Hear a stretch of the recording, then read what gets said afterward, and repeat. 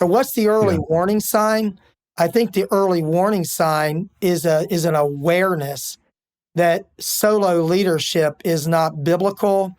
And I won't take the time to go into a long theology of team leadership. In the Old Testament, under David, under Solomon, under Great Moses, go back to under Moses, captains over thousands, hundreds, fifties, tens.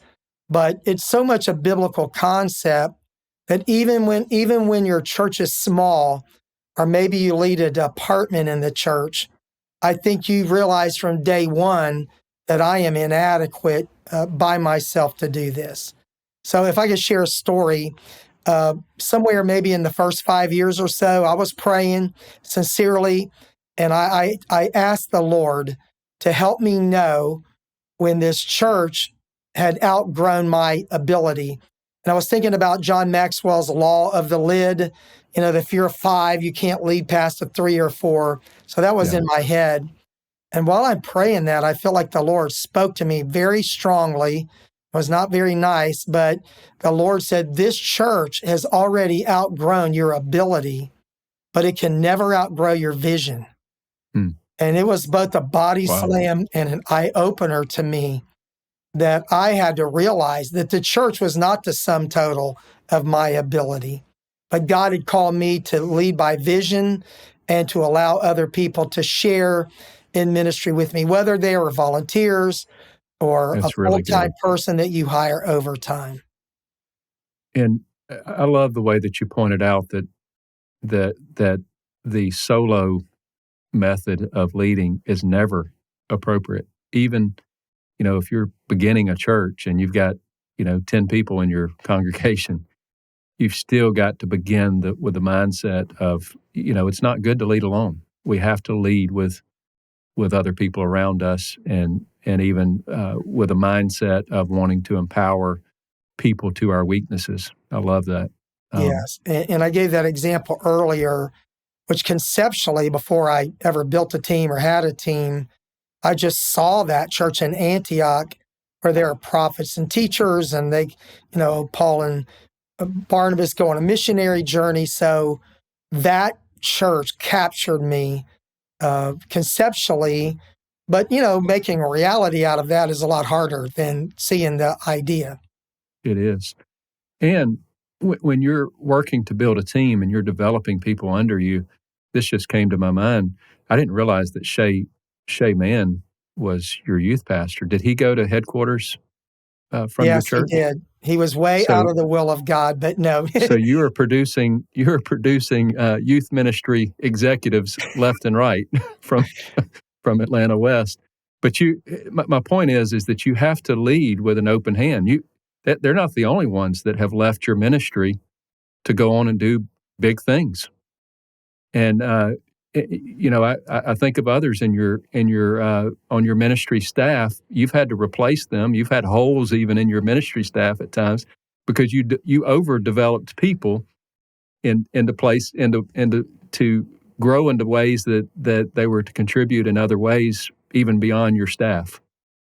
So to that point, when they contacted me about Shay Mann coming to work at headquarters, I was depressed. I remember exactly where I was standing when I got that phone call. And the man's had been with us for 7.5 years when he left. And I was ready for him to start assuming other areas of responsibility. Obviously, super high quality guy, loved, trusted at our church, had helped me in the early years where it was pretty tough going. They're like family to me. And my family still to this day, So, that's a whole side of this. And that's then you've got wonderful. DJ Hill. Sounds really great. Yeah. But at the time when you're, Paul said, I'm willing to spend and be spent. So spending is the choice you make. Being spent is when you don't choose, but you get spent anyway. But I'm thankful for that. I'm really thankful for that. But the other side of that is, you spend 7.5 years and this person is incredibly profitable, but you do open your hand, whether you feel it or not, it's the right thing to do. And all these years later, we're still very close friends and, part of one another's lives. So yeah, there's that. And next week at the time of this recording, you've got DJ Hill, who's going to minister to, 35, 40,000 people, who spent many years under your leadership and refers to you as his pastor and his mentor. That doesn't happen by chance. Well, DJ was here 4 years. And before that, we're friends, our families, and grew up in Georgia. And yeah, we love DJ and Natalie and their girls. And yeah, I can't explain how all that happens, but I'm thankful, to be a part of their lives. I'll be foolish to think that any of those people are the sum total of something I did for them, but relationship and trust and releasing is all part of it. Yeah. So speaking of, these a tremendous team, you've spoken of a dream team in your teaching. From your perspective, how would you define a dream team? Everybody'd love to have that. Anybody that would be listening to this would love to have a dream team to do life and ministry with.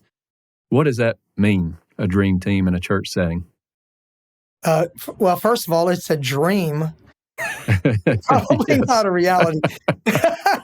Exactly. Brother T.L. Craft was my pastoral mentor. He said, a pastor pastors two churches, the one you really have and the one of your dreams. So, and everybody who's ever worked here could probably say there's the pastor of their dreams and there's the one they really have, Darrell Johns, the real guy that's here. But so, first of all, I think a dream team is built on faithful people. Not necessarily famous or incredibly talented, although we have incredibly talented people. But I feel like if you're going to trust a person, maybe not as a volunteer at a lower level. So we use the paradigm of 101, 201, 301 leaders here. So 101 would be entry level, the shallow end of the pool.